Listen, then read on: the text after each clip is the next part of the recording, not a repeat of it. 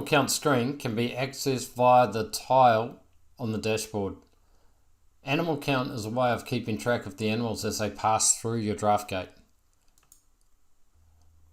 Here's a milking in progress.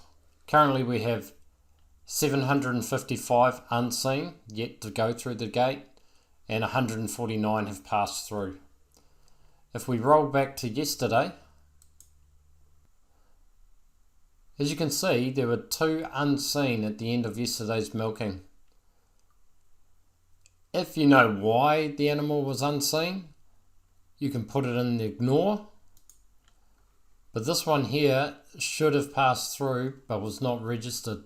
This is a potential missing animal and needs to be looked into.